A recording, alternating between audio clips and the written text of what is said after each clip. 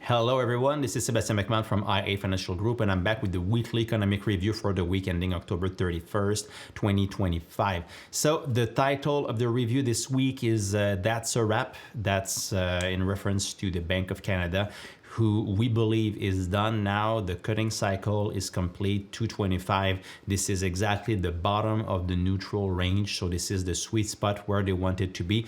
Governor McClem in a statement in the press conference was also pretty clear about the language that likely we are done here, and now it's time for fiscal policy to do its thing. There are limits to what monetary policy can do. So this is the message. We'll talk about that in a minute. Also, we had the Fed, which failed to let's say, comfort the markets by saying that, yes, don't worry, another rate cut is coming in December. Jerome Powell, the Fed chair, actually went in the opposite direction, creating some volatility in the markets this week. But, we'll sort this out here in the next few minutes. Before we get started, a look at this week's markets at the close on Thursday, some red, some black. Interestingly, what we see is that the NASDAQ is starting to catch up with the other high-performing markets this year. We still have emerging markets 30% higher in Canadian dollars. TSX close to 25%. EFI close to 23%, and now Nasdaq's at 20. S&P 500 is closing in on 15%. So still very good, very solid markets. But we're starting to see the gap between the underperformance of the U.S. Shrink versus the rest of the world. Price of gold, the volatile, where the price of gold, we've discussed this extensively over the last few weeks. Remember that there is no framework for an equilibrium price for gold. So where to now?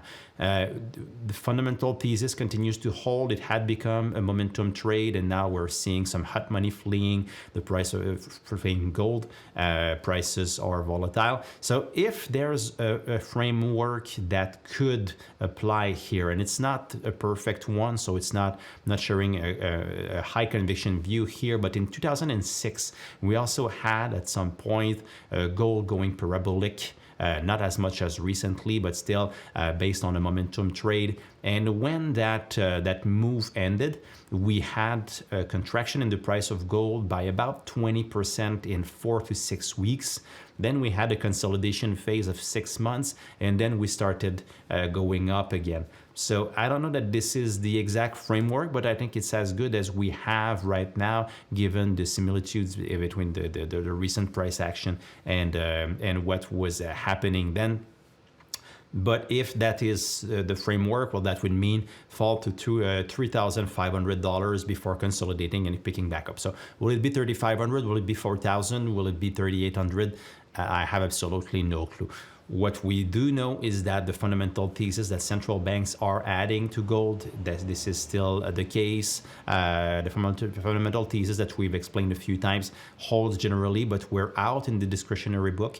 We are still open to adding gold at some point, and we'll keep you posted, but we do not see the conditions yet. The volatility that we're seeing now, we're not seeing this as a buying opportunity. In fact, if you've made decent gains in gold, it's always a good idea to take profits, but we are waiting it out, and we'll keep you posted when we decide, or if we decide at some point that it's time to jump back into that gold trade.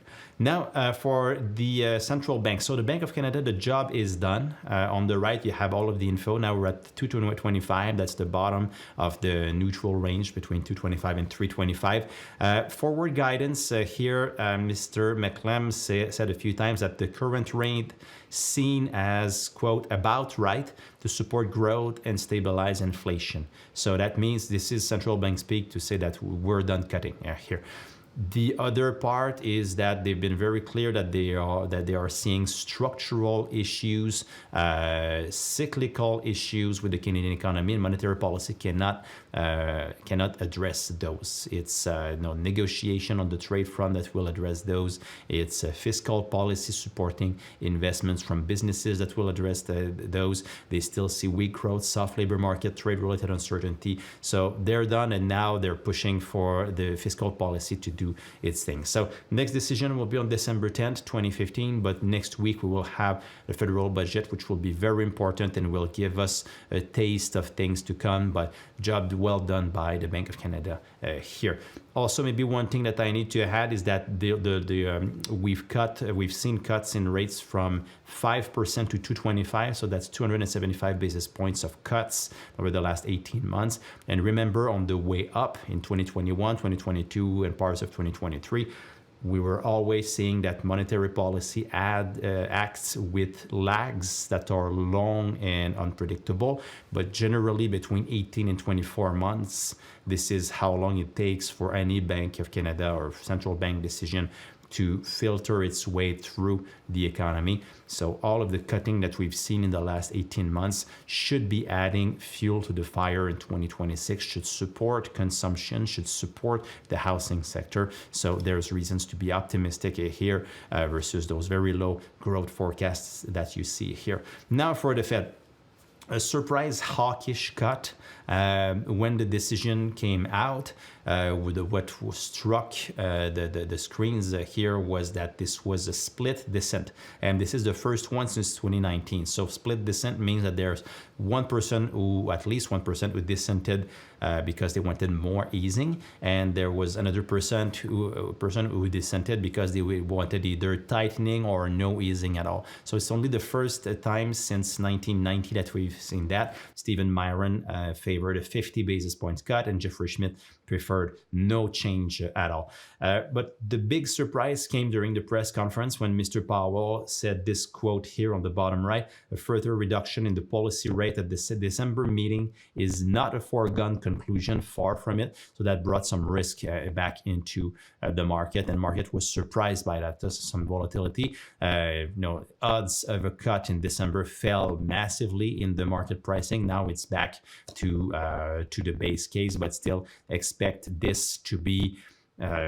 keeping the markets on their toes until December, especially in the world where we don't have data because of the government shutdown, or we only have partial data. So what's next here? What's priced into the markets? This is what's priced into the market: the overnight rate probability. So for the Fed, the market is seeing 71% odds that we have another cut in December, even though Mr.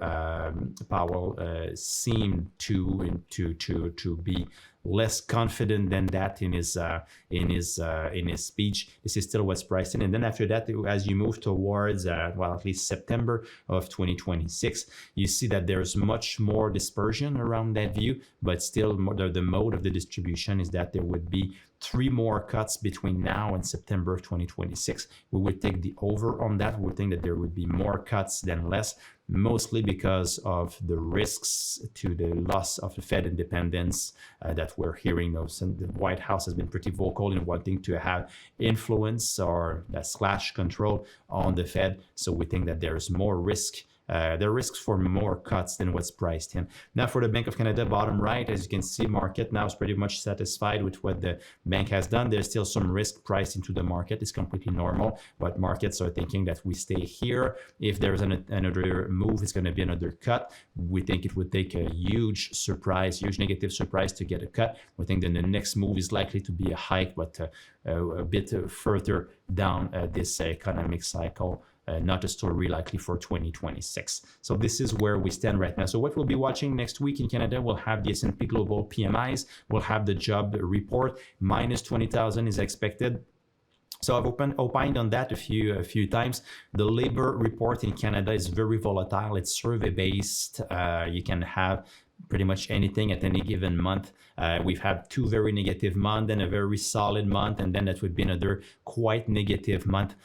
So the message here is that the labor market is still ailing, but at the beginning of every year, generally in February, you have a revision of the whole year prior, and then everything gets smoothed out. So, take this with a grain of salt, but the message remains that the labor market in Canada remains weak. So this is the message here, but the Bank of Canada already addressed that, so they would not likely address it through another change in their monetary policy.